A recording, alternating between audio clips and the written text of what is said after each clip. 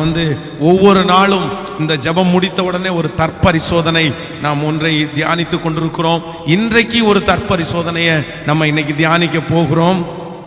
நான் அதிகம் பேசுகிறேனா அப்படின்ற தற்பரிசோதனை தான் நம்ம பார்க்க போறோம். நம்மை நாமே நம்ம பரிசோதித்து பார்க்க வேண்டிய ஒன்று என்ன அப்படின்னா, நான் அதிகம் பேசுகிறேனா. இதை எல்லாருமே பார்த்து கேட்கணும். பொதுவாக ஒரு மனிதனுடைய வாழ்க்கையில் ஆண்டவர் இந்த பேச்சு அப்படின்றது ஆண்டவரே நமக்கு கொடுத்தது. ஒரு ஆண்டவருடைய பிள்ளைகள் ஒருவரோடு ஒருவர் பேசி கொள்ளுவார்கள், அதை ஆண்டவர் கவனித்து கேட்கிறார் என்று நம்முடைய வேதம் நமக்கு சொல்லுகிறது. அப்போ மனிதர்களுடைய வார்த்தையினால சொற்களினால பாவம் இராமல் போகாது. நம்ம பேசுகிற வார்த்தையில ஆண்டவருடைய பார்வை அதுல இருக்குது. ஆண்டவர் அந்த பேச்சை ஆண்டவர் கவனிக்கிறார். ஆகாத சம்பாசனை நல்லொழுக்கங்களை கெடுக்கும் என்று வேதம் சொல்லுகிறது. அப்போ ஒரு தேவனுடைய பிள்ளை நீங்க ரொம்ப கவனமா இருக்க வேண்டியது எதுல கவனமா இருக்கணும்னா, பேச்சுல கவனமா இருக்கணும். ஆண்டவருடைய பிள்ளைகள் அதிகமாய் பேசக்கூடாது. அதிகமாய் நீங்கள் பேசும்போது வாய் தவறி இன்னொருத்தரை குறித்து குறை சொல்ல வேண்டியது இருக்கும், இல்லைன்னா ஏதாவது ஒரு எக்ஸ்ட்ரா ஒரு வார்த்தை பேச வேண்டியதாக இருக்கும். மனுஷனோடு அதிகமாய் பேசணும்னு ஆசைப்படுகிற ஒரு மனுஷன் ஆண்டவரோட அதிக நேரம் பேசவே முடியாது. நீங்க பேச்ச குறைங்க. அதான் நீங்க வேதத்துல நிருபத்துல வாசிக்கும் போது ரொம்ப அழகாய் யாக்கோபு சொல்லும் போது சொல்லுகிறார், நாவு நெருப்பு தான், அது அநீதி நிறைந்த உலகம், அது தீயதை பேசும். ஒரு சின்ன நெருப்பு எவ்வளோ பெரிய காட்டை கொளுத்தி விடுமோ அதே போல நாவும் அப்படி செஞ்சிரும் அப்படின்னு அந்த தேவனுடைய மனுஷன் எழுதுகிறார். அதே போல ஒரு பெரிய கப்பல் சுக்கானாலே திருப்பப்படுறது போல ஒரே ஒரு வார்த்தை உங்க வாழ்க்கையே டர்ன் பண்ணிரும், உங்களுடைய வாழ்க்கையை திருப்பிரும். நீங்க பேச்சுல கவனமா இருக்கணும்னு ஆண்டவர் நிறைய இடங்களிலே எழுதி வைத்திருக்கிறார். இன்றைக்கு இந்த உபவாச நாட்களிலே வந்திருக்கிற ஆண்டவருடைய பிள்ளைகளே, உங்க வாழ்க்கையிலே வந்திருக்கிற அநேக பிரச்சனைக்கு என்ன காரணம் அப்படின்னா, நீங்க பேசுனது தாங்க காரணம். ஆண்டவர் ஒரு தேவனுடைய பிள்ளையின் இடத்துல அமைதி என்கிற ஒன்றை ஆண்டவர் விரும்புகிறார். அதான் தேவனுடைய மனுஷன் சொல்லும் போது ரொம்ப அழகா சொல்கிறான், நான் நலமானதையும் பேசாமல் அமர்ந்திருந்தேன் அப்படின்னு சொல்றேன். நான் நல்லது கூட பேசல. சில நேரத்தில் ஆண்டவருடைய பிள்ளைங்க நல்லதை கூட பேசக்கூடாது, அந்த இடத்துலையும் அமைதியா இருக்கணும். ஆண்டவராகிய இயேசு கிறிஸ்து சிலுவையில் அறையப்பட போகிற அந்த நிமிஷத்துல அவருடைய வாயை கிளறி ஏதாவது ஒரு வார்த்தையை புடுங்கலான்னு அந்த ராஜா பார்த்துட்டே இருக்கிறாரு. அநேக வார்த்தைகளை கேட்டே இருக்கிறாரு. ஆனா நம்முடைய தேவனை பற்றி என்ன வார்த்தை சொல்லுது தெரியுமா? இயேசுவோ தேவனோ பேசாமல் இருந்தார், அமைதியா இருந்தார். ஒரு வார்த்தை கூட ஆண்டவர் நிறைய இடத்துல பேசவே இல்லை. சோ இன்றைக்கு இந்த தற்பரிசோதனையில ஆண்டவர் திரும்ப திரும்ப பேசுறாரு. நீ பேசுறதுனால தான் மகனே சண்டை வருது, நீ பேசுறதுனால தானே மகனே இவ்வளோ பெரிய பிரச்சனைக்குள்ள ஆளாகிறாய். உன்னுடைய வாய்க்கு நீ பூட்டு போடு, உன் வாய்க்கு நீ கடிவாளத்தை போடு. நீ ரொம்ப நேரம் மனுஷனிடத்துல பேசணும்னு நினைச்சா நிச்சயமா நீ ஆண்டவரிடத்துல பேசவே முடியாது. என்னுடைய வாழ்க்கையில நான் உண்மையிலே கர்த்தருக்கு முன்பாக சொல்றேன், நான் என்றைக்கு ஆண்டவர் இந்த வார்த்தையை குறித்த ஒரு உணர்வு கொடுத்தாரோ அன்றையிலிருந்து பேசுறத ரொம்ப குறைச்சிட்டேங்க. நான் இன்னைக்கு உண்மையாக சொல்றேன், எனக்குன்னு ஒரு ஃப்ரெண்டோ இல்லை நானாக டெய்லி ஒருத்தருக்கு ஃபோன் பண்ணி இந்த மாதிரி ரெகுலரா பேசுற ஒரு ஆளோ, இல்லைன்னா ஒரு 2 செகண்டுக்கு மேல இல்லைன்னா 2 நிமிஷத்துக்கு மேல பேசுற ஆளோ அப்படின்னு ஒரு பர்சன் கூட இல்லை, ஒரு சிங்கிள் பர்சன் கூட இல்லை. எனக்கு நண்பர்கள் வேண்டாம் என்று சொல்லல, நண்பர்கள் தேவைதான். ஆனா ஆண்டவர் ஒரு நாள் என்கிட்ட தெளிவா பேசினாரு, மகன் நீ மனுஷனிடத்துல பேசுறதை விட என்னைக்கு எங்கிட்ட பேசுறதுக்கு நீ முக்கியத்துவம் கொடுக்குறியோ அன்றைக்கு தான் உன் வாழ்க்கையில ஊழியத்தை வெற்றி கிடைக்கும் அப்படின்னு. அதனால வரும்போதும் நடக்கும் போதும் போகும்போதும் நிறைய நேரத்துல ஆண்டவரை குறித்து பாடி ஆண்டவரை குறித்து பேசி வீட்டில் இப்போ பேசுற நேரத்தை தவிர கர்த்தரோடே பேசணும்னு என் ஆத்துமா ஏங்கி கொண்டே இருக்கிறது. இப்போ இந்த தற்பரிசோதனையில உங்களை பார்த்து கேளுங்க, நீங்க அதிகம் பேசுகிறீர்களா? நீங்கள் அதிகம் பேசுகிறீர்களா? நாவை அடக்காத மனிதனை ஆண்டவர் விரும்ப மாட்டார். சிலரை பார்த்தீங்க அப்படின்னா செல்போன் எடுத்து எப்போ பார்த்தாலும் பேசிட்டே இருப்பாங்க. காலையில் அவங்களுடைய ஃபோன் வந்து எப்போ என்கேஜாக இருந்துகிட்டே இருக்கும். யாரோ ஒருத்தர்கிட்ட பேசிட்டே இருப்பாங்க. என்ன பேசுறாங்க அப்படின்னு பார்த்தா மொத்தமும் ஆண்டவருக்கு பிரியமில்லாத வார்த்தை. பேசி பேசி பேசியே காலங்கள் போகிறது. கவனிங்கள், நீங்க பேசுற வார்த்தைக்கு கர்த்தருக்கு கணக்கு கொடுக்கணும். நான் அடிக்கடி சொல்லுவேன், பேசின வார்த்தைக்கு நீங்க அடிமை, பேசாத வார்த்தைக்கு நீங்க எஜமான். நீங்க எந்த வார்த்தையை பேசுறீங்களோ அந்த வார்த்தைக்கு நீங்க அடிமையாகிறீங்க. பேச்ச குறைங்க, பேச்ச குறைங்க. பக்கத்து வீட்டில் போய் உட்கார்ந்து நீங்க நிறைய பேர் கூட்டம் கூடி பேசாதீங்க. போனை போட்டு பல மணி நேரம் பேசாதீங்க. நான் சொல்றேன், அது அம்மாவா இருக்கலாம், அது அக்காவா இருக்கலாம், யாராய் வேண்டும் என்றாலும் இருக்கலாம். நான் அம்மா கூட தானே பேசுறேன், இது தப்பா? நான் அக்கா கூட தானே பேசுறேன், இது தப்பா? என் ஃப்ரெண்டு கூட தானே பேசுறது தப்பா? நிறைய பேர் பேசுறது தப்பு. நான் சொல்றேன், அதிகமான நேரம் பேசுகிறது தவறு தாங்க, தவறு தாங்க. அரை மணி நேரம் ஆண்டவரிடத்துல பேச முடியல, ஆனா அரை மணி நேரத்துல அக்காட்ட பேச முடியுது அப்படின்னா அது எந்த விதத்துல அது நியாயம்? அது எந்த விதத்துல நியாயம்? ஆண்டவர்கிட்ட பேசும்போது நிறைய பேருக்கு சலிச்சு போகுது, அக்காட்ட பேசும்போது சலிச்சு போகலன்னா அது எந்த விதத்துல நியாயம்? என்னைக்கு ஆண்டவர் உங்களை பயன்படுத்த ஆரம்பிப்பாருன்னா, என்னைக்கு நீங்க ஆண்டவருக்கு மிகவும் பிரியமுள்ள பிள்ளையாய் மாறுகிறீங்களா, எப்ப மனுஷனிடத்துல பேசுறத குறைக்கிறீங்களோ அப்பவே ஆண்டவர் உங்களை பயன்படுத்த ஆரம்பிப்பார். ஆண்டவரோட நீங்க நெருக்கமா ஆரம்பிப்பீங்க. சோ மிக அவசியமான ஒன்று, உங்களை பரிசோதித்து பாருங்க. நான் அதிகம் பேசுகிறேனா? நான் அதிகம் பேசுகிறேனா? யாரோ ஒருத்தருக்கு ஆண்டவர் இந்த உபவாச ஜபத்தில் இருக்கிறவங்களுக்கு ஆண்டவர் பேசலாம், மகனே நீ ரொம்ப நேரம் பேசுறப்பா, வேண்டாம்ப்பா, சண்டையில தான்ப்பா இது போய் முடியும். அதிகமாய் பேசுகிற அநேகருடைய வாழ்க்கை சண்டையில தாங்க முடிஞ்சிருக்குது, பிரச்சனையில தாங்க முடிஞ்சிருக்குது. வேணாம், நீ பேசாத, நீ விட்டுரு. ஏற்ற காலத்தில் கர்த்தர் எல்லாத்தையும் செய்வார். பாருங்க, நான் ஒவ்வொரு திருமணத்திலையும் வந்து இந்த நிச்சயதார்த்தம் வரும்போது செய்தி கொடுக்கும்போது சொல்லுவேன், இப்போ சொல்லுவேன், இந்த பொண்ணு மாப்பிள்ளைக்கு கொடுக்குற ஒரு ஆலோசனையா சொல்லுவேன், தயவு செய்து 2 பேரும் ஃபோன்ல பேசாதீங்கன்னு சொல்லுவேன். ஆனா கேட்க மாட்டாங்க, நிறைய பேர் கேட்க மாட்டாங்க. நான் அப்படி சொல்லி நான் அந்த திருமணத்தில் கிட்டத்தட்ட 90% பேருடைய திருமணத்தில் பிரச்சனை தாங்க வந்திருக்கு. பிரச்சனை இல்லாமல் அந்த கல்யாணம் நடத்தவே இல்லை. ஏன் அப்படின்னா, 2 பேரும் பேச ஆரம்பிச்சாங்க அப்படின்னா கண்டிப்பாக திருமணத்துக்கு முன்னாடி சண்டை ஏதோ ஒன்று வந்துடுது. இன்னைக்கு உலகம் சொல்லுவாங்க, கல்யாணத்துக்கு முன்னாடி 2 பேரும் பேசட்டும், அப்போதான் மியூச்சுவல் அண்டர்ஸ்டாண்டிங் கிடைக்கும் அப்படின்னு. நான் சொல்கிறேன், ஒரு 5 மினிட்ஸ், ஒரு அரை மணி நேரம் சில கொஸ்டின்ஸு, சில காரியங்களை வந்து நீங்கள் கேட்கறது தவறல்ல. ஆனால் உண்மையான ஒரு தேவனுடைய பிள்ளை ஆண்டவர் இணைப்பாரானால் அது சரியாகத்தான் இருக்கும் என்று நம்பணும். 2வது, ஒரு மனுஷியை பார்த்த உடனே உங்களுக்கு நீங்கள் ஆவிக்குள்ள மனிதர்களாக இருப்பீர்களானால் உங்களுக்கு ஒரு கிராஃப்ஸ் மைண்ட் கரெக்டாக தெரியும். ஓகே, இவங்க இன்னதான் நேச்சர், இவங்க இந்த நேச்சரில் இருக்காங்க, நீங்கள் கண்டுபிடிச்சிடலாம்.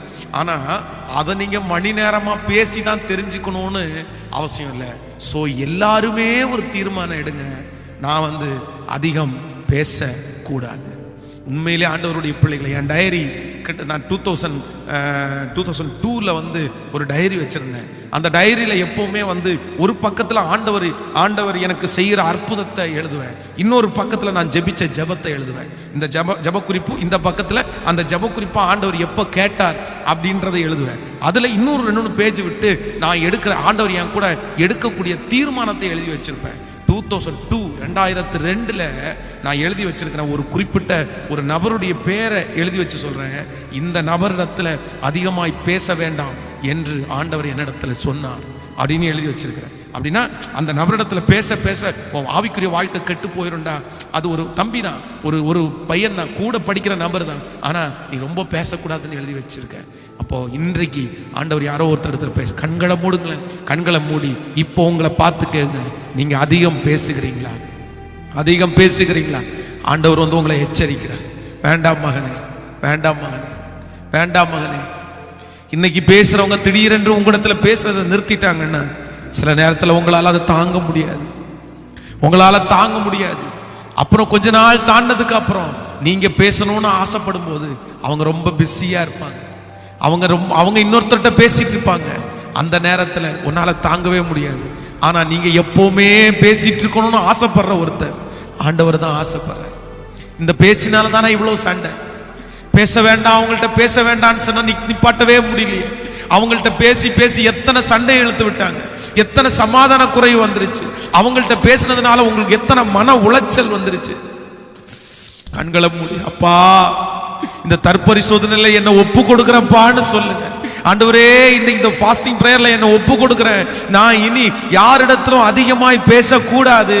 தேவைக்கு மட்டுமே பேசுறதற்கு பரிசுத்த ஆவியானவர் எனக்கு ஒரு கட்டுப்பாட்டின் ஆவியை தாங்கப்பா, தாங்கப்பா, தாங்கப்பா, தாங்கப்பா. மணி நேரம் போன் போட்டு பேசிட்டே இருக்கிற எந்த சகோதரன் இந்த லைவ்ல இருந்தால், டாடி அவங்க மேல இப்பொழுது கர்த்தருடைய மகிமை காணப்பட்டு அது தவறு, ஆண்டவர் அந்த நேரத்தை ஆண்டவரோட செலவு பண்ணலான்ற ஒரு எண்ணம் வரட்டும். ஆண்டவரே வரட்டும்பா, நீர் பெரிய காரியத்தை செய்யும். இயேசுவின் மூலம் ஜெபம் எடுக்கிறோம் நல்ல பிதாவே, ஆமென், ஆமென். ஆண்டவர் நம்முடைய ஜெபத்தை கேட்டதற்காக ஆண்டவருக்கு நான் நன்றி செலுத்துகிறேன். நம்ம நேரடியாக அடுத்தபடியாக செய்தியையும் என்னுடைய சாட்சியையும் ஒவ்வொரு நாளும் நம்ம தியானித்து கொண்டிருக்கிறோம். இன்றைக்கும் ஆண்டவர் நம்மோடு கூட அநேக வார்த்தைகளை கொண்டு ஆண்டவர் நம்மோடு பேசுவாராக. ஸ்தோத்திரம். வேதத்தை திறந்து முதலாவதாக ஒரு வசனத்தை நம்ம வாசிக்க போகிறோம். எல்லாரும் வேதத்தை திறந்து எடுத்துக்கொள்ளுங்கள். 1 சாமுவேலின் புஸ்தகத்திலே 30ஆம் அதிகாரம் 8வது வசனத்தை வாசிக்க போகிறோம். 1 சாமுவேல் 30வது அதிகாரத்தில் 8வது வசனத்தை எல்லாரும் சேர்ந்து வாசிக்கலாமா? தாவீது கர்த்தரை நோக்கி, நான் அந்த தண்டை பின்தொடர வேண்டுமோ, அதை பிடிப்பேனோ என்று கேட்டான். அதற்கு அவர், அதை பின்தொடர், அதை பிடித்து சகலத்தையும் திருப்பிக் கொள்ளுவாய் என்றார். நீங்கள் 6வது வசனத்திலிருந்து வாசிக்கலாம். தாவீது மிகவும் நெருக்கப்பட்டான். சகல ஜனங்களும் தங்கள் குமாரர் தங்கள் குமாரத்திகளின் நிமித்தம் மனக்லேசமானதினால் அவனை கல்லறிய வேண்டும் என்று சொல்லி கொண்டார்கள். தாவீது தன் தேவனாகிய கர்த்தருக்குள்ளே தன்னை திடப்படுத்தி கொண்டான். தாவீது தன் தேவனாகிய கர்த்தருக்குள்ளே தன்னை திடப்படுத்தி கொண்டான். அன்பு தேவனுடைய பிள்ளைகளே, இந்த இடத்துல இந்த சாப்டரை நீங்க வாசிக்கும் போது ஒரு சம்பவம் நமக்கு எல்லாருக்கும் தெரிந்த சம்பவம் தான். தாவீது தன்னுடைய ராஜாவினாலே துரத்தப்பட்டு அந்நிய நாட்டிலே அவன் குடிபெயர்றதுக்காக போகிறான். அவனோடு கொஞ்சம் பேர் போறாங்க. அவர்களுக்கு மனைவி, அவர்களுக்கு பிள்ளைகள், தாவீதிற்கும் அதே போல குடும்பம். இவங்களை எல்லாரும் ஒரு பெரிய ஏரியாவில் இந்த தாவீது செட்டில் பண்ணிட்டு அவங்கள கொண்டு போய் அங்க உட்கார வச்சுட்டு, இப்பொழுது தன்னோடு கூட வந்த ஆண்களை மட்டும் கூட்டிட்டு போய் அந்த நாட்டினுடைய ராஜாவோடு சேர்ந்து போரிடுவதற்காக இவங்களை கூட்டிட்டு போவான். ஆனா அந்த நாட்டினுடைய ராஜா இவனை பயன்படுத்துறதற்கு ஆர்வமா இருந்தாலும் அங்க இருக்கிற ஒரு சில நபர்கள் இல்ல தாவீதை தயவு செய்து நம்ம கூட யுத்தத்துக்கு கூட்டிட்டு போக வேண்டாம். தாவீது எப்பவுமே அவங்களுடைய ஆளு, அவங்களுடைய பிளட் அவனுக்குள்ள இருக்கும். அதனால நம்ம யுத்தம் பண்ணும் போது இவனே நமக்கு விரோதமா எழும்பி நம்மளை கொன்றுவான். அதனால தாவீது வரவே கூடாதுன்னு நின்ட்டாங்க. அதனால அந்த ராஜா எப்பா நீ திரும்ப போயிரு அப்படின்னு சொல்லி அனுப்பி விடும்போது தாவீது அங்கேருந்து திரும்பி வந்தா ஒரு மிகப்பெரிய சோகமான ஒரு காரியம் நடக்கும். என்ன அப்படின்னா, இவர்கள் விட்டுட்டு போன மனைவி பிள்ளைகள், இவனோடு கூட போனவர்கள் விட்டுட்டு போன மனைவி பிள்ளைகள் எல்லாவற்றையும் அவர்கள் யுத்தம் பண்ணி திருடிட்டு போயிட்டு எல்லாத்தையுமே கொண்டு போயிட்டு இவர்களுடைய வீடுகள் இது எல்லாத்தையுமே தீக்கிரையாக்கி போடுவார். இப்போ தாவீதும் அவனோடு கூட இருக்கிறவங்களும் நின்று பார்க்குறாங்க. அவங்களுடைய மனைவி, அவங்க பிள்ளைங்க யாரையுமே காணும். எல்லாமே கொள்ளையடிக்கப்பட்டு கொண்டு போகப்பட்டது. என்ன செய்யறதுன்னே தெரியல. வேதம் இந்த இடத்துல சொல்லும்போது சொல்லுது, அவனோடு கூட இருந்தவர்கள் 4வது வசனம், அப்பொழுது தாவீதும் அவனோடு கூட இருந்த ஜனங்களும் அழுகிறதற்கு தங்களுக்கு பலனில்லாமல் போகும் மட்டும் சத்தமிட்டு அழுதார்கள். சத்தமிட்டு அழுதார்கள். அவனிங்க ஆண்கள் எல்லாரும் ஓன்னு அழுதாங்களாம். என்ன ஆச்சு, என் மனைவிக்கு என்ன ஆச்சு, என் பிள்ளைகளுக்கு என்ன ஆச்சு. இப்போ அழுது முடிச்சதுக்கு அப்புறம் ஒவ்வொருத்தரும் கல் எடுத்துட்டாங்க. யாருக்கு நேரானா தாவீதிற்கு நேரா. தாவீதை கொல்லணும். ஒன்னால தானே இவ்வளவு பிரச்சனை.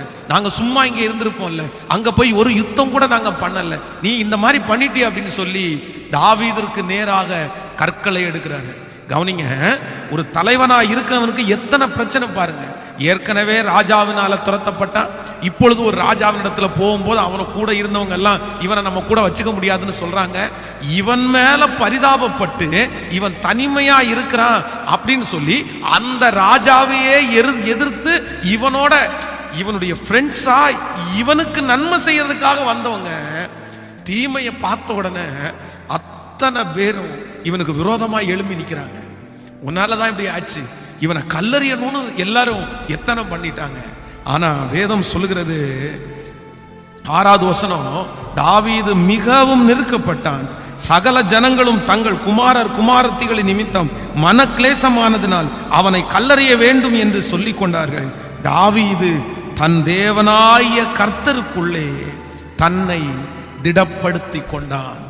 தாவீது தன் தேவனாய கர்த்தருக்குள்ளே தன்னை திடப்படுத்தி கொண்டான். சுற்றி அவ்வளோ பெரிய பிரச்சனை நடக்கும்போது அவனுடைய மனசு ஒன்னே ஒன்று மட்டும் சொல்லுது, இல்ல இல்ல இல்ல, எவ்வளோ பேர் என்னை கொல்லுவதற்காக எத்தனித்தாலும் நான் எழும்புவேன், நான் நிற்பேன். அவனுக்குள்ளே ஒரு ஆற்றல் ஒன்று இருக்குது. தாவீது தன்னை திடப்படுத்தி கொண்டான். இன்றைக்கு இந்த உபவாச ஜெபத்துல என்னோடு கூட இணைந்திருக்கிற ஆண்டவருடைய பிள்ளைகளே, ஆண்டவர் இன்றைக்கு உங்களுக்கு சொல்லுகிறார், தாவீதனுடைய வாழ்க்கையிலே அவ்வளவு நெருக்கங்கள் அவனை சுற்றி நெருங்கி நிற்கும் போது அவனே அவனை திடப்படுத்திக்கிட்டான். சரி பரவாயில்ல, இப்ப என்ன பண்ணலாம், நடந்தது நடந்து போயிருச்சு. அவனே ஓவர் கம், அவனே ஜெயித்து அவனுக்குள்ளேயே இருக்கிற ஆற்றலை அவன் தட்டி எழுப்பிட்டான்.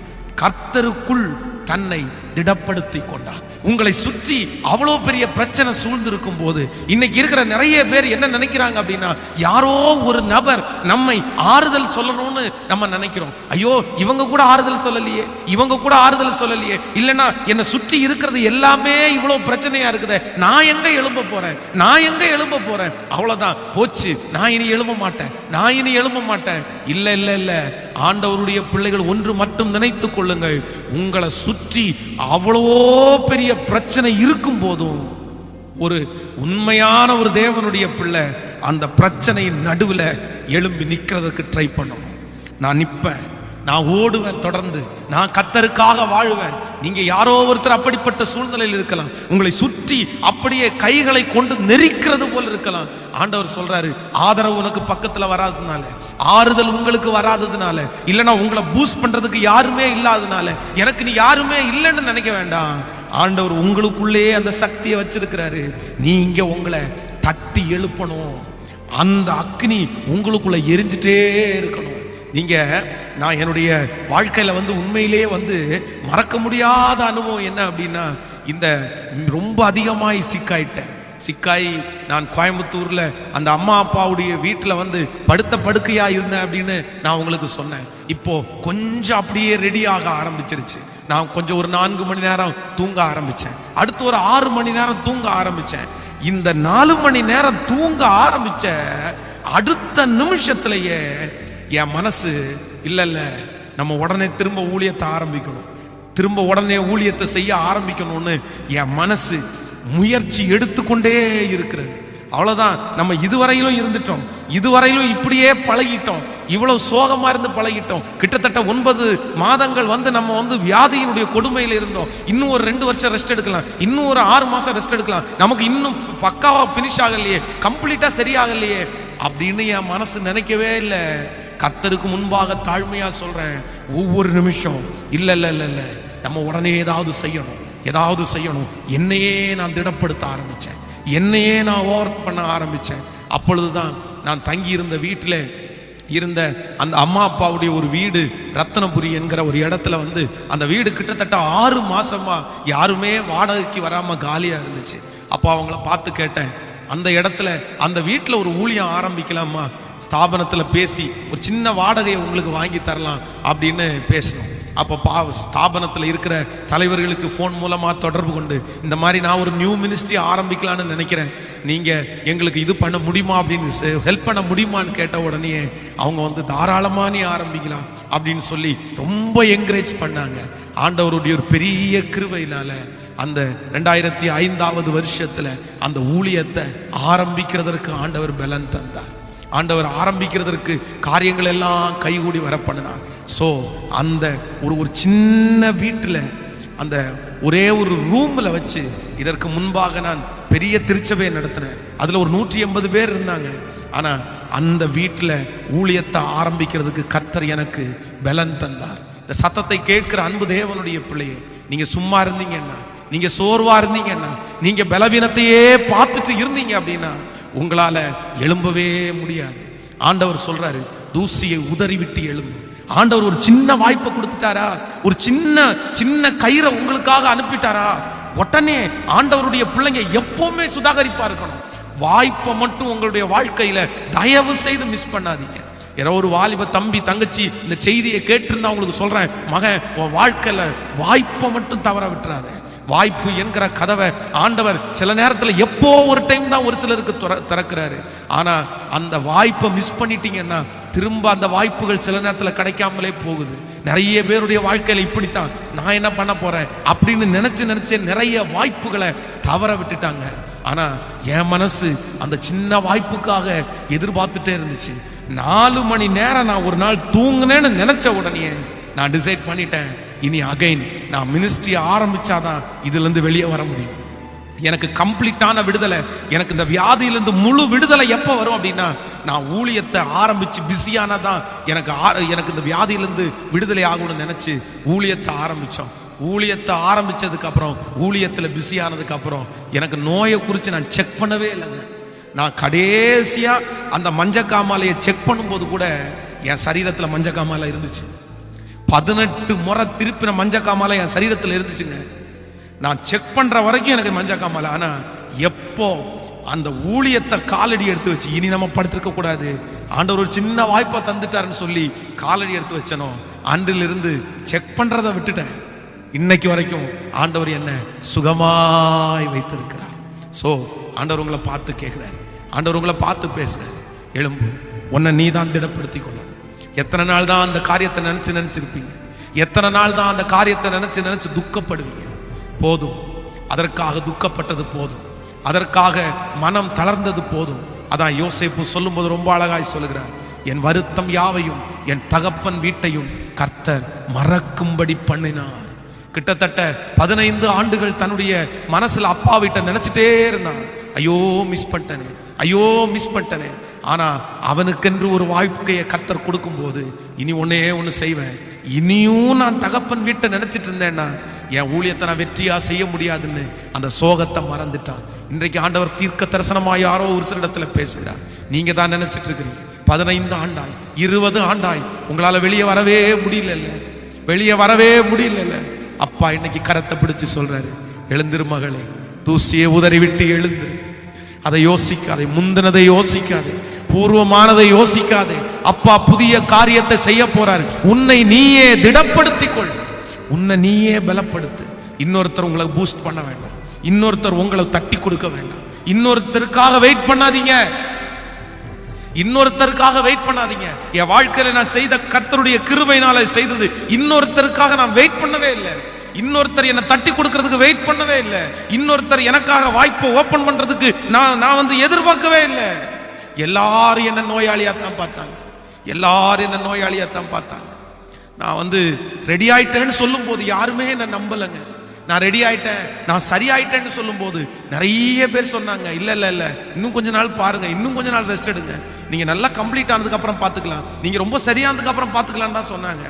ஆனா என் மனசு மட்டும் எனக்குள்ளேயே திடப்படுத்தி யாருடைய வார்த்தையும் கேட்கல. நான் சொல்றேன், உங்களுக்குள்ளே கத்தர் வச்சிருக்கிறேன், உங்களுக்குள்ளே வச்சிருக்கிறேன். இப்போ நீங்க சொல்லுங்க, உங்களை யாராவது திடப்படுத்தணுமா? உங்களை யாராவது பலப்படுத்தணுமா? உங்களை யாராவது தட்டி கொடுக்கணுமா? உங்களுக்கு யாருக்காவது வாய்ப்பு உண்டு பண்ணணுமா? நோ வேணாம்.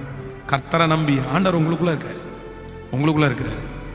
தாவீதை யாருமே திடப்படுத்துறதுக்கு இல்லை, தட்டி கொடுக்கறதுக்கு இல்லை. ஆனா தாவீது தன் தேவனாகிய கர்த்தருக்குள் தன்னை திடப்படுத்தி கொண்டான். இன்னைக்கு நீங்களும் அப்படிதான் இருக்க போறீங்க.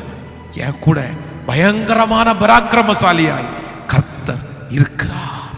ஹல்லேலூயா, ஹல்லேலூயா. சோ இன்னொரு வசனத்தை கூட நம்ம வேதத்தை திறந்து நம்ம வாசிக்க போறோம். ஸ்தோத்திரம்.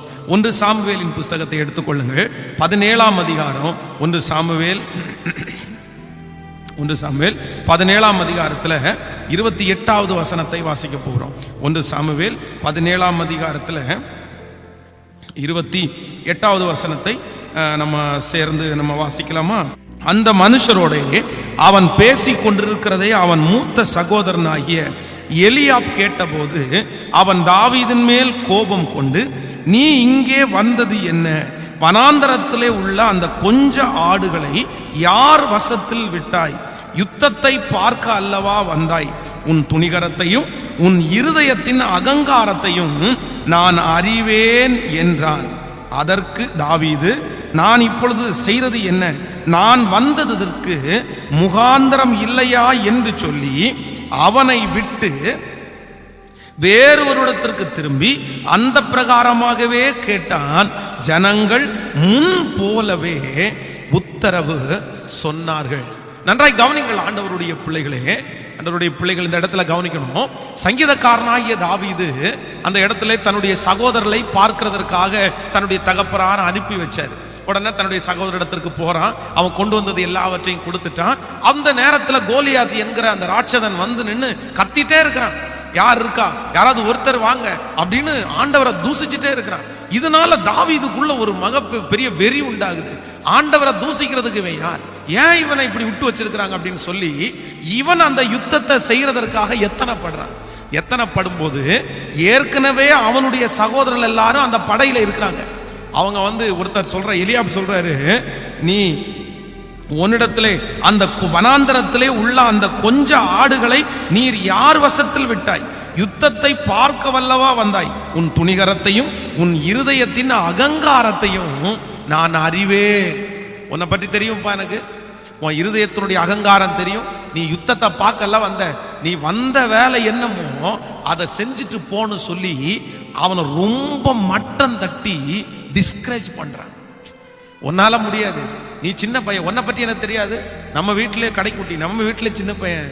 ஆனா வேதம் சொல்லுது, தாவீது தன்னுடைய சகோதரனை பார்த்து சொல்றான், நான் வந்ததற்கு ஒரு முகாந்திரம் இல்லையோ, நான் வந்ததற்கு ஒரு முகாந்திரம் இல்லையோ என்று சொல்லி இன்னொருத்தருடைய இடத்துல போய் முன் போலவே அவன் கேட்டானாம், முன்னாடி மாதிரியே கேட்டானாம். சோ ஒன்று நினைத்துக் கொள்ளுங்கள் ஆண்டவருடைய பிள்ளைகளே, உலகத்திலே இருக்கிற மனிதர்கள் நம்மை மட்டம் தட்டி பேசும்போது ஒரு தேவனுடைய பிள்ளை சோர்ந்து மட்டும் போயிடக்கூடாது. யாராவது ஒருத்தர் ஏதாவது ஒன்று சொல்லிட்டாங்கன்னா போதும், நம்ம நிறைய பேர் மனுஷங்க நெகட்டிவா பேசும்போது நம்ம நிறைய பேர் சோர்ந்து போயிடும். இப்படி பேசிட்டானே, ஆமா நமக்குள்ள என்ன இருக்கு? இல்ல, மனிதர்கள் உங்களை மட்டம் தட்டி பேசும்போது உங்களுக்கு சோர்வு வரக்கூடாது. ஆனா என்ன வரணும் அப்படின்னா, உங்களுக்கு வைராக்கியம் வரணும். நீங்க இப்படியெல்லாம் பேசுறீங்களா, உங்களுக்கு முன்னாடி நான் வாழ்ந்து காமிக்கணும், உங்களுக்கு முன்னாடி நான் நின்று காமிப்பேன், உங்களுக்கு முன்பாக நான் நின்று காமிப்பேன். கோயம்புத்தூர்ல ஒரு மிகப்பெரிய ஒரு ஹோட்டல் இருக்கிறது. அப்படின்னா ரொம்ப காஸ்ட்லியான ஹோட்டல் அது. பெரிய பெரிய ஸ்டார்ஸ் எல்லாம் வந்தா அந்த ஹோட்டல்ல தான் அவங்க தங்குவாங்க. ஆனா அந்த ஹோட்டலுடைய ஆப்போசிட்ல பாத்தீங்கன்னா அதே போல ஒரு பிரம்மாண்டமான ஹோட்டல் கட்டப்பட்டிருக்கு. அதனுடைய ஸ்டோரி ஒருத்தர் சொல்லும் போது எனக்கு ரொம்ப ஆச்சரியமா இருந்துச்சு. ஒரு நாள் ஒரு இரவுல கொஞ்சம் ஒரு நடுத்தர வயதுள்ள ஒரு மனிதன் அந்த பெரிய ஹோட்டல், காஸ்ட்லியான அந்த ஹோட்டல்ல எனக்கு ஒரு ரூம் வேணும்னு கேட்டாராம். ரூம் வேணும்னு கேட்கும்போது அந்த காஸ்ட்லியான அந்த ஹோட்டலில் இருந்த மேனேஜிங் எல்லாம் என்ன பண்ணிட்டாங்களாமா, இவருடைய உடம்புல இவருடைய தோலில் இந்த தோல் அரிப்பு வியாதி ஒன்று இருந்துச்சு.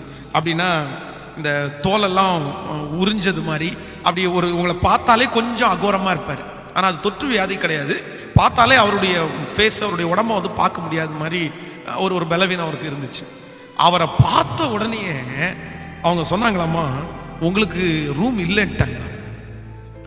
ரூம் எல்லாம் ஃபுல்லாக இருக்குன்னு சொன்னா கூட பரவாயில்ல, இல்லை உங்களுக்கு இங்கே ரூம் இல்லை அப்படின்ட்டாங்க. சொன்ன உடனே இவர் ரொம்ப வருத்தப்பட்டு அவங்கள்ட்ட ஒரு சவால் விட்டாராமா, நான் பாருங்க உங்க ஹோட்டலுக்கு முன்னாடியே ஒரு பிரம்மாண்டமான ஒரு ஹோட்டலை நான் கட்டி முடிப்பேன் பாருங்க அப்படின்னு ஒரு வைராக்கியம் அவருக்குள்ள வந்துச்சாம். உலகத்தில் இருக்கிற ஒரு மனுஷன் அந்த வைராக்கியத்தை கையில் எடுத்து அவர் உழைச்சி ஒரு பெரிய பிஸ்னஸ் பண்ணி அதில் ஒரு பெரிய லாபம் ஒரு பெரிய ஹோட்டலை அவர் சொன்னது மாதிரியே கட்டிட்டார். நான் சொல்றேன், உலகத்துல இருக்கிற ஒரு மனுஷனுக்கு இப்படிப்பட்ட வைராக்கியம் இருக்குமானால் நீங்களும் நானும் யார்? கர்த்தருடைய பிள்ளைகள் அல்லவா? நமக்கு வைராக்கியம் வர வேண்டாமா? சோர்ந்துதான் போவீங்களா? நீங்க ஜோமணி என்ன நடந்துச்சுன்னு யாரோ ஒருத்தர் மட்டம் தட்டும் போது நீங்க உங்களுக்குள்ள ஒரு வைராக்கியம் வராதா? இன்னும் நான் ஜோம் பண்ணுவேன் வைராக்கியம் வராதா? இன்னும் நான் ஊழியம் செய்வேன்ற ஒரு வைராக்கியம் வராதா? யாராவது ஒருத்தர் ஒன்று சொல்லிட்டாங்கன்னா உடனே நிறைய பிள்ளைங்க, இந்த ஊழியமே எனக்கு வேண்டாம், இந்த திருச்சபையே எனக்கு வேண்டாம், இந்த ஹெல்ப்பிங்கே எனக்கு வேண்டாம், நான் விட்டுறேன். சங்கீதக்காரனாகிய தாவீதுனுடைய வாழ்க்கையில அவங்க சொல்லும் போது அவனுக்கு ஒரு நாள் சோறு வரவே இல்லை. அதற்கு மாறாக அவனுக்குள்ள என்ன வந்துச்சுன்னா வைராக்கியம் வந்துச்சு. நான் கர்த்தர் என் கூட இருக்கிறேன். கோலியாத்தை ஜெயிச்சிட்டானான்னு கேட்டா கண்டிப்பாக ஜெயித்தான். இன்னைக்கு இந்த சத்தத்தை கேட்கிற அன்பு தேவ பிள்ளையே, இன்னைக்கு உபவாச ஜபத்தில் ஆண்டவர் உங்களை தெளிவா பேசுறேன். நீங்க தான் மனுஷனுடைய பேச்சை கேட்டு கேட்டு கேட்டு கேட்டு வைராக்கியத்தை இழந்து போய் வந்திருக்கிறீங்க.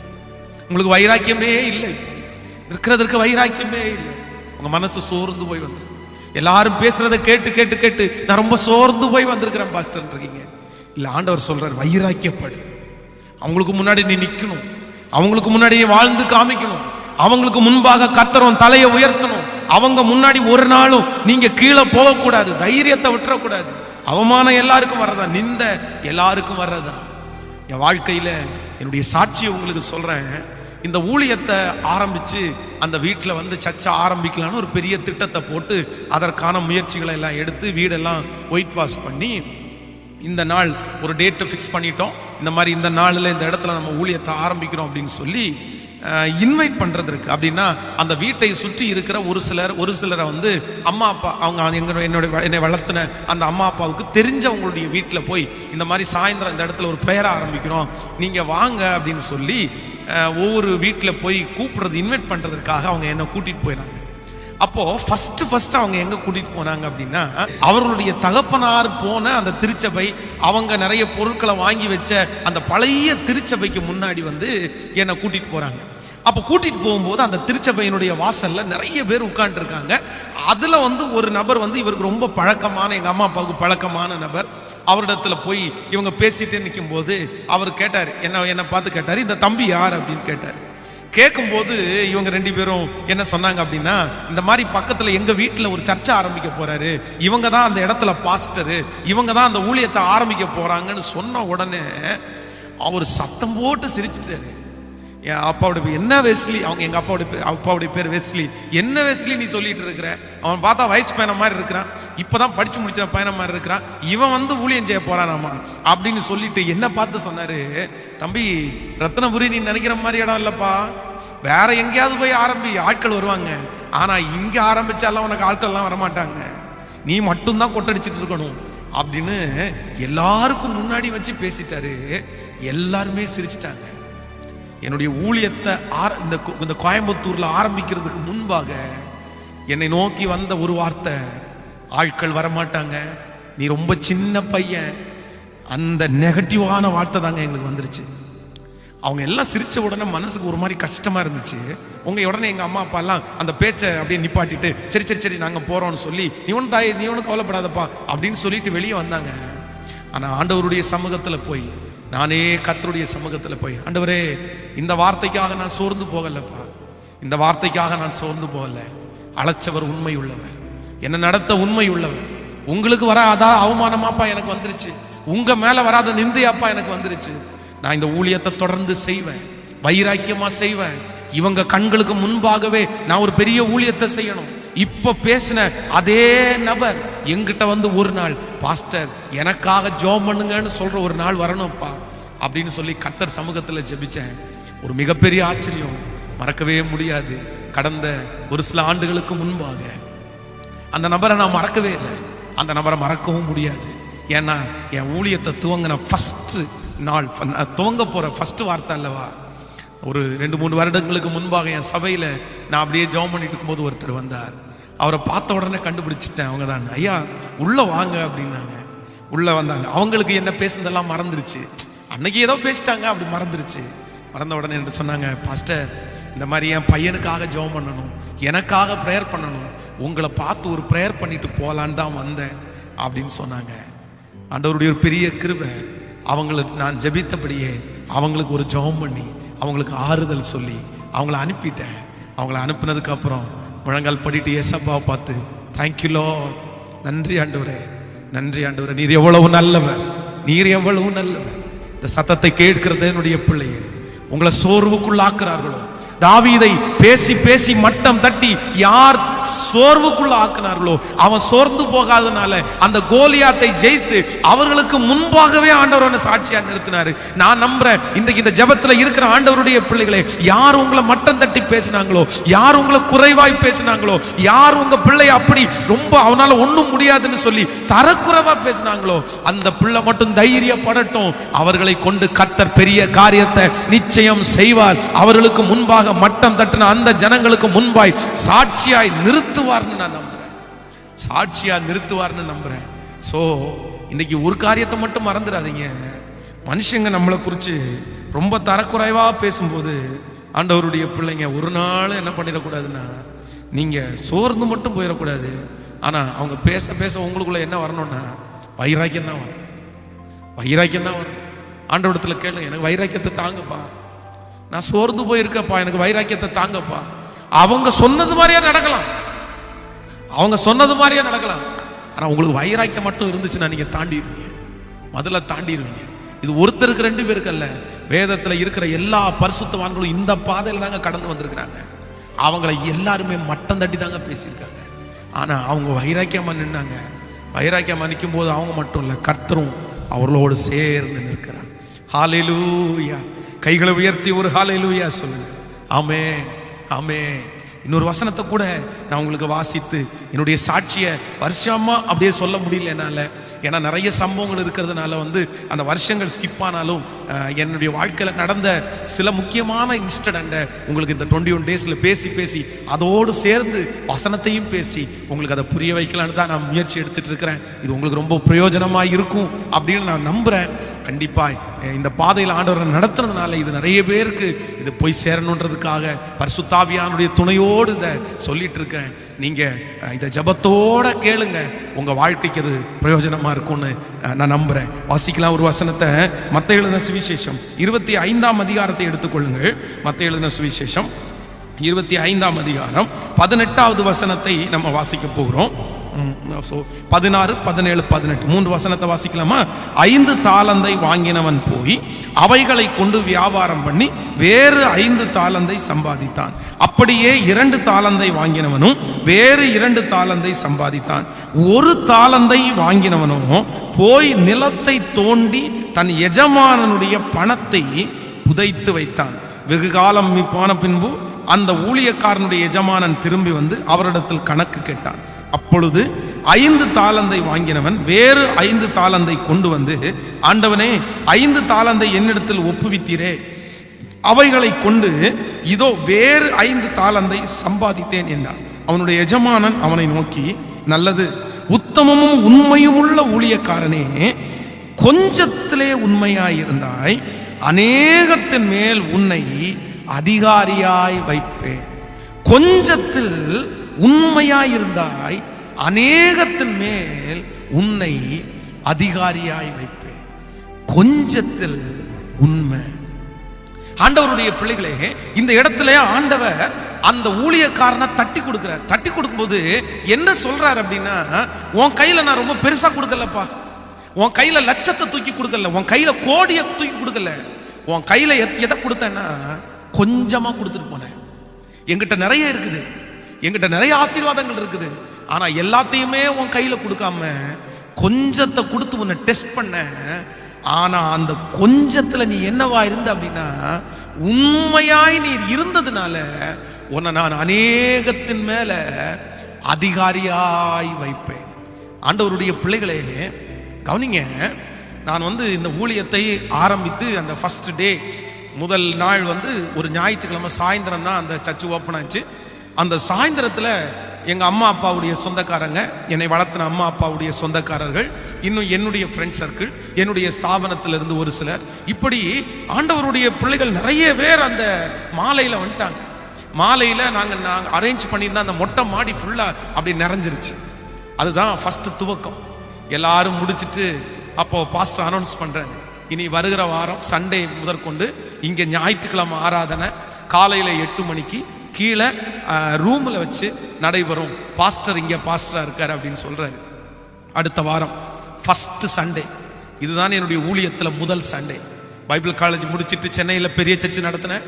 அதற்கு பிறகு OFT துப்பாக்கி தொழிற்சாலையில் ஒரு பெரிய திருச்சபையை நடத்தினேன்.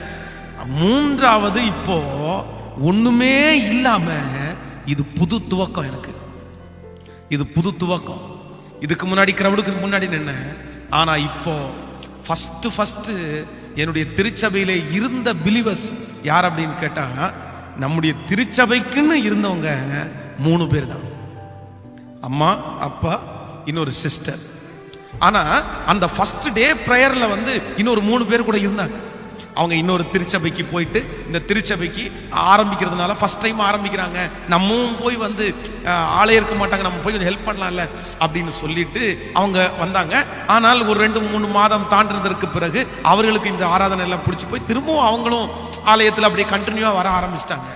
ஆனால் என்னுடைய ஊழியத்தில் நான் வந்து ஆரம்பித்தது எத்தனை பேரில் ஆரம்பித்தேன் அப்படின்னா 3 பேர். 100 பேருக்கு பிரசங்கத்தை ஒரு நாள் முழுக்க உட்கார்ந்து ஆயத்தம் பண்ணுங்க. 180 பேருக்கு பிரசங்கத்தை ஒரு நாள் முழுக்க உட்கார்ந்து ஜெபம் பண்ணி ஆயத்தம் பண்ணேன். ஆனால் கர்த்தருடைய சமூகத்தில் நான் வந்து மிகைப்படுத்தாமல் ஆண்டுடைய சமூகத்தில் சொல்கிறேன், அந்த 3 பேருக்கும் அப்படிதான். ஒரு நாள் அல்ல, 2 நாட்கள். வெள்ளிக்கிழமையே ஜெபம் பண்ண ஆரம்பிப்பேன், வெள்ளிக்கிழமையே ஃபாஸ்டிங். சனிக்கிழமை காலையில் ஒரு பாட்டில் நிறைய தண்ணி எடுத்துட்டு போயிட்டேன் அப்படின்னா எங்கேயோ ஒரு இடத்துல போய் உட்காந்து பைபிள் கையில் ஒரு நோட்டு புக்கை எடுத்துட்டு போய் ஜெபம் பண்ணி 3 பேருக்கு அப்படி நான் ஆயத்தமானேன். என் கண்ணுக்கு முன்னாடியா 100 பேர் 200 பேர் இருக்காத மாதிரி பிரசங்கத்தை நான் பண்ண ஆரம்பித்தேன். எத்தையுமே பார்க்கல. ஆரம்பம் ஊழியன்றது அது கல்லில் நார் உரிக்கிறது. அது கல்லில் நார் உரிக்கிறது ரொம்ப கடினமானது தான். ஆனால் உண்மையிலே ஆண்டவர் எனக்கு பலன் தந்தாருன்னு நினைக்கிறேன். அந்த கொஞ்சத்தில் நான் உண்மையாக இருந்தேன். அந்த கொஞ்சத்தில் இன்னைக்கு திருச்சபையில் ஆயிரக்கணக்கான ஜனங்கள் வரும்போது நான் என்ன நம்புறேன்னா, ஆண்டவர் என்ன பார்த்து சொன்னது மாதிரியே இருந்துச்சு, மகனே நீ கொஞ்சத்தில் உண்மையாக இருந்தாய், ஆதலால் உனக்கு அநேகத்தின் மேலே உன் அதிகாரியாய் நான் வைப்பேன், அநேகத்தின் மேலே உன் அதிகாரியாய் வைப்பேன். ஆண்டவருடைய பிள்ளைகளை மறக்க முடியாது. அந்த 3 பேர் 4 பேர் ஆலயத்திற்கு வந்து ஆராதிச்சுட்டு போனதற்கு பிற்பாடு நான் அன்னைக்கு பேச்சுலராக தான் இருந்தேன். அம்மா அப்பாவுடைய வீட்டை விட்டு இங்கே தனியாக என்னுடைய ஊழிய ஸ்தலத்தில் வீட்டிலே நான் தங்க ஆரம்பித்தேன். நான் பேச்சுலராக இருக்கிறதுனால கீழே வீட்டில் இருக்கிறவங்க ஞாயிற்றுக்கிழமை ஆராதனைக்கு அவங்க சர்ச்சுக்கு போயிட்டு முடிச்சுட்டு வந்து இந்த பிரியாணியை செஞ்சு கொடுப்பாங்க. அன்னைக்கு சாப்பாட்டுக்கு பேச்சுலராக இருக்கிறதுனால செய்கிறதுக்கு ரொம்ப தெரியாது. ஒரே சாப்பாடு தான், காலையில் மத்தியானம் நைட்டு 3 நேரம் ஒரே சாப்பாடு. தயிர் சாதம் முட்டை, தயிர் சாதம் ஆம்லேட்டு, தயிர் சாதம் ஆம்லேட்டு. இதை தவிர வேறு எதுவுமே எனக்கு செய்ய தெரியாது.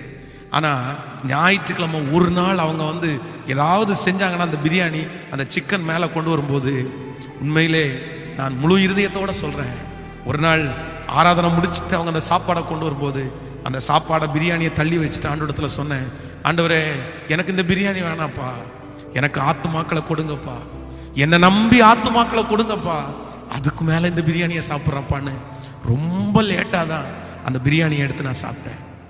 இன்றைக்கு இந்த சத்தத்தை கேட்கிற அன்பு தேவனுடைய பிள்ளையே, ஆண்டவர் என்ன எதிர்பார்க்கிறாருன்னா, நீங்கள் கொஞ்சத்தில் உண்மையாக இருங்க. சிலருக்கு ரொம்ப பெருசாக கொடுத்தாதான் அவங்க நிறைய பேர் உண்மையாக இருப்பாங்க. ரொம்ப பெருசாக கொடுத்தாதான் நல்லா செய்யணும்னு நினைப்பாங்க. எனக்கு மைக்கு பிடிக்கிற மாதிரி வேணும், எனக்கு ஆராதனை நடத்துறது மாதிரி வேணும், எனக்கு பிரசங்கம் பண்ணுறது மாதிரி வேணும், அப்படி வந்துச்சுன்னா நான் எல்லாத்தையும் செய்வேன். இல்லைங்க, முதல்ல கூட்டுறதுல ஆரம்பிக்கட்டும், முதல்ல துடைக்கிறதுல ஆரம்பிக்கட்டும். கூட்டுறதுல உண்மையா இருங்க, துடைக்கிறதுல உண்மையா இருங்க, அந்த புக்கை எடுத்து கொடுக்கறதுல உண்மையா இருங்க. உங்களுக்கு கொடுக்கப்பட்டிருக்கிற ஊழியத்தில் எந்த எக்ஸ்பெக்டேஷனும் இல்லாமல் அதில் நீங்கள் 100% உண்மையாக இருப்பீர்களே. ஆனால் கொஞ்சத்தில் உண்மையாக இருந்தால் நான் நம்புகிறேன் ஆண்டவர் உங்களை அநேகத்தின் மேலே அதிகாரியாக வைப்பார்ன்றதுக்கு எந்த சந்தேகமுமே இல்லை, எந்த சந்தேகமே இல்லை. ஆனால் இன்னைக்கு நிறைய பேருக்கு கொஞ்சம்னா நிறைய பேருக்கு செய்யவே முடியாது. கொஞ்சம்னா செய்யவே முடியாது. நான்லாம் இந்த 3 பேருக்கெல்லாம் செய்ய மாட்டேன். நான்லாம் இல்லை இந்த 4 பேருக்கு முன்னாடி நிற்க மாட்டேன்.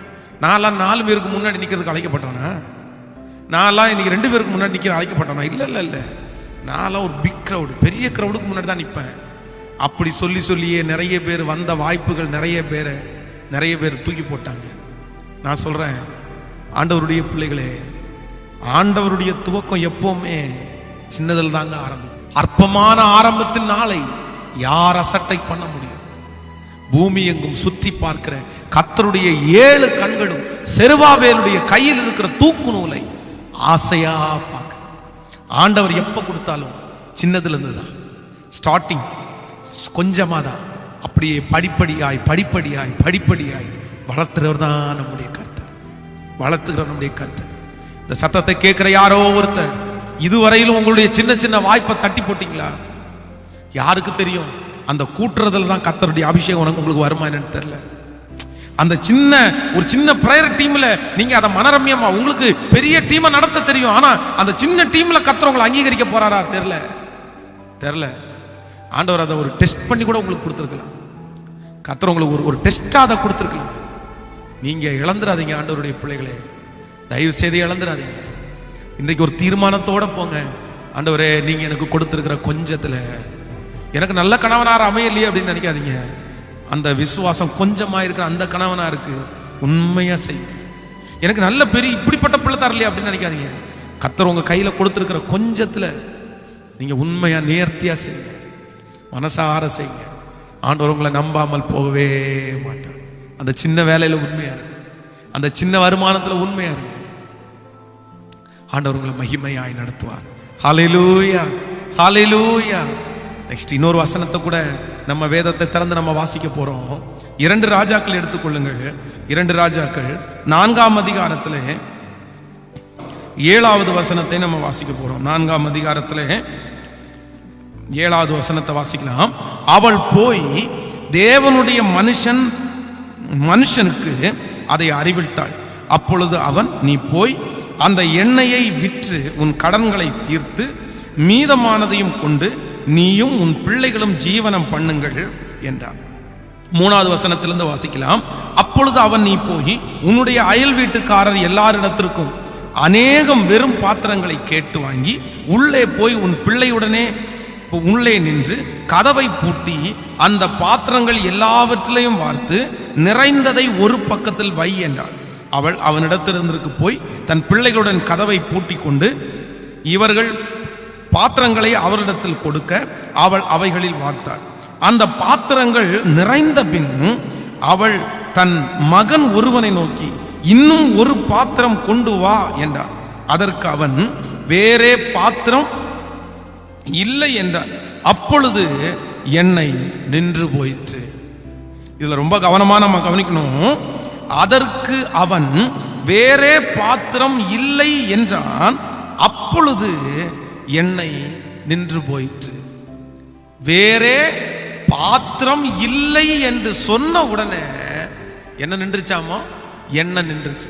நன்றா கவனிங்க ஆண்டவருடைய பிள்ளைகளே.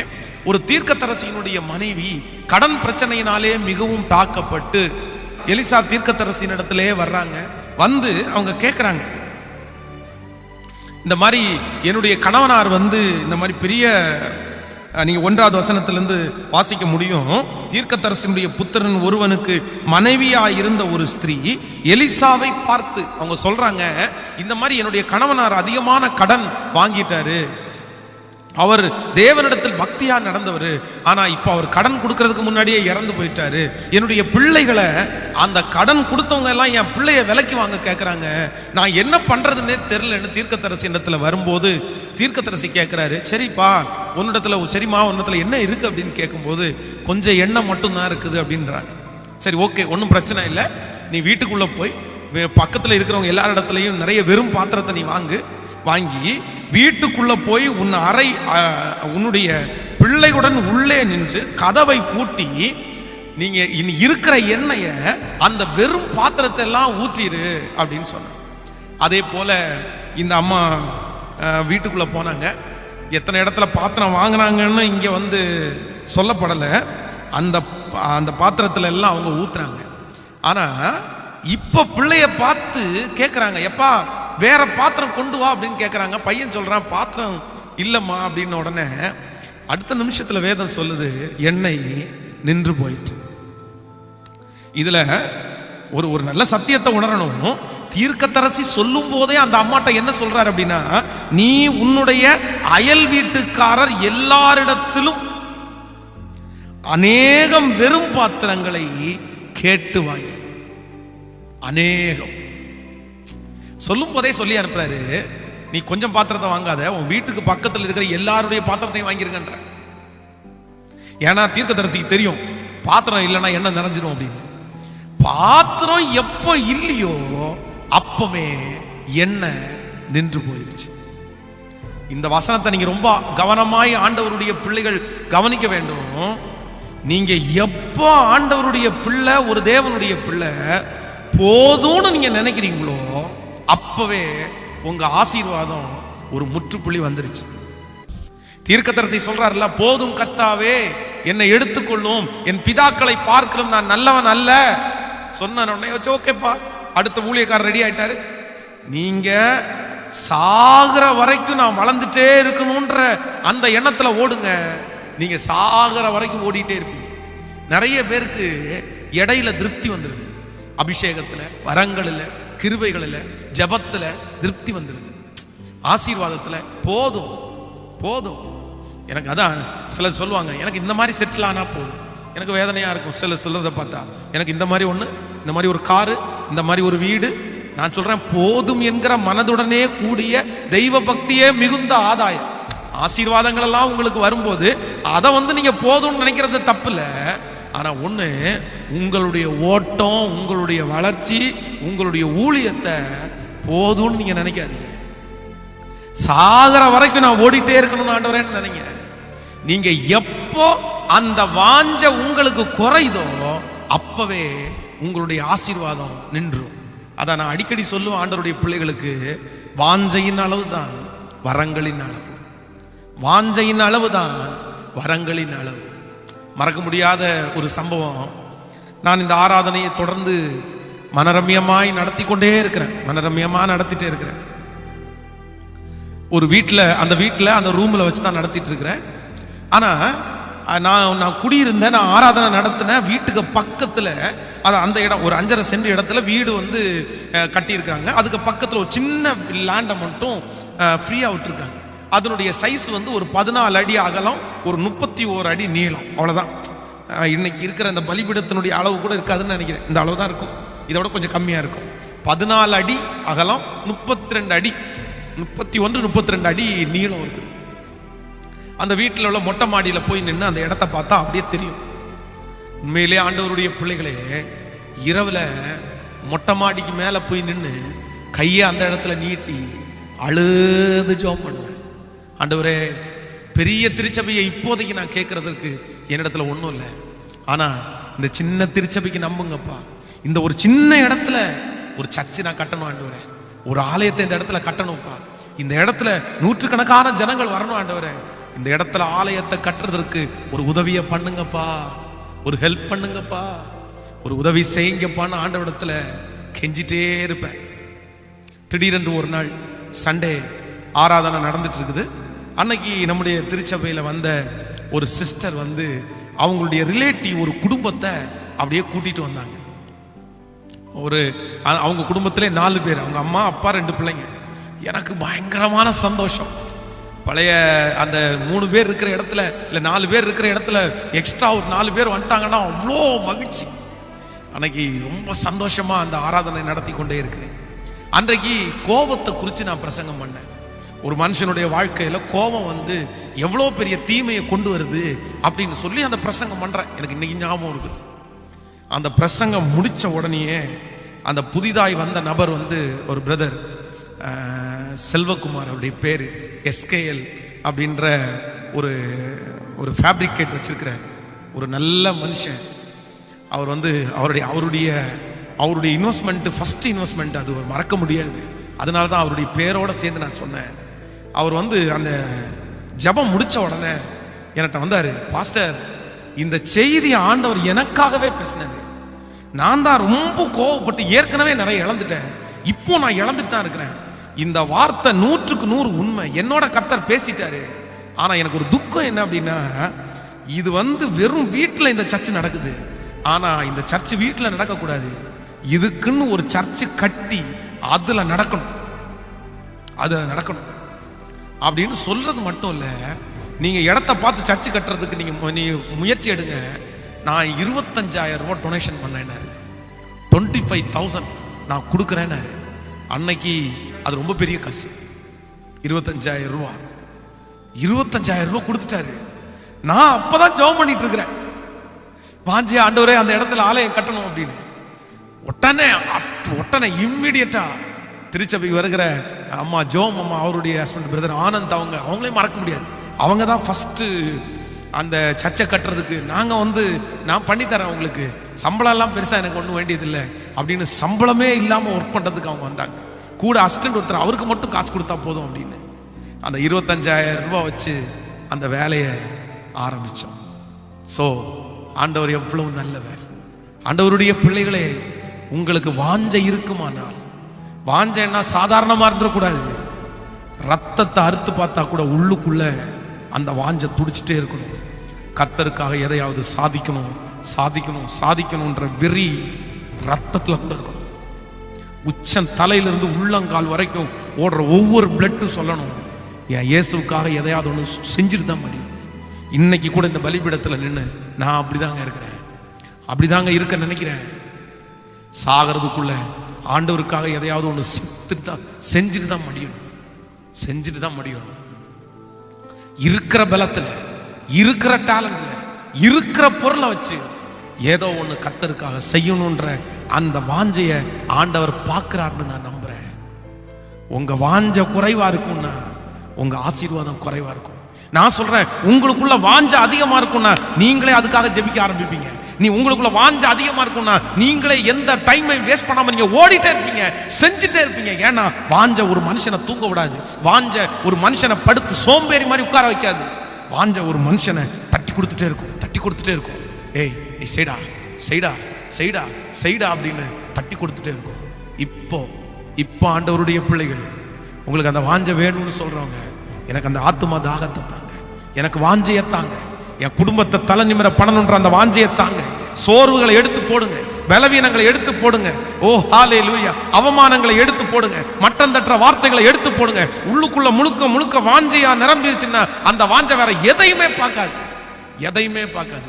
ஒன்னை மட்டும்தான் பார்க்கும், என் தேவன் என்ன நடத்த வல்லவர். எத்தனை பேர் ஆண்டவருடைய சமூகத்தில் ஒப்பு கொடுக்க போறீங்க? இன்றைக்கு ஆண்டவர் உங்களோட பேசி இருக்கிறார்னு நான் நம்புறேன். ஹல்லேலூயா. இந்த 7வது நாள் உங்க தேவனுடைய மகிமை இருக்கட்டும், கர்த்தருடைய பிரசன்னம் இருக்கட்டும். ஆண்டவரிடத்துல கேளுங்க, ஆண்டவரே நீர் எனக்கு கொடுத்திருக்கிற அந்த பொறுப்பை, எதுவா இருக்கலாம், அது ஊழியமா இருக்கலாம், குடும்பமா இருக்கலாம், வேலையா இருக்கலாம், எதுவா இருக்கலாம், அதை செய்து முடிக்கிறதற்கு, அதை செய்யறதற்கு ஒரு வாஞ்சையினால என்ன நிரப்புங்க. நான் சோர்ந்து போய் கிடக்கிறேன்ப்பா. யாரோ பேசுறத பார்த்து சோர்ந்து போனேன், சத்துரு கொடுக்கிற போராட்டத்தை பார்த்து சோர்ந்து போனேன். இல்ல வாஞ்ச உங்களுக்குள்ள இருக்குமே, ஆனால் சத்துரு அவ்வளவு பலவீனப்படுத்தினாலும் நீங்க அத பெரிய பொருட்டா எடுக்காம எழுப்பி நிப்பீங்க. நீங்க ஹல்லேலூயா. தாங்க ஆண்டவரே, கேளுங்க அப்பாவை பார்த்து, அந்த வாஞ்சை எனக்குள்ள தாங்கப்பா. நீங்க எனக்கு கொடுத்திருக்கிற அந்த பொறுப்புல நான் பெஸ்டா செய்யக்கூடிய ஒரு வாஞ்சையை தாங்கப்பான்னு கேளுங்க. என் குடும்பத்தை கரையேற்ற வரைக்கும் நான் உங்களை விட மாட்டேன்.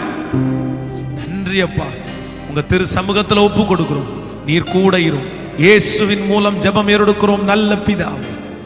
என் ஆத்துமாவே கர்த்தரை ஸ்தோத்திரி, என் முழு உள்ளமே பரிசுத்த நாமத்தை ஸ்தோத்திரி. என் ஆத்துமாவே கர்த்தரை ஸ்தோத்திரி. கர்த்தர் செய்த சகல உபகாரங்களையும் மறவாதே. நம்முடைய ஆண்டவராகிய இயேசு கிறிஸ்துவின் கிருபை, பிதாவாகிய தேவனுடைய அன்பு, பரிசுத்த ஆவியானுடைய அந்யோன்ய ஐக்கியம் நம்மனோடும் இன்றும் என்றும் சதா காலம் கூட இருப்பதாக. Amen. Hallelujah. Praise the Lord.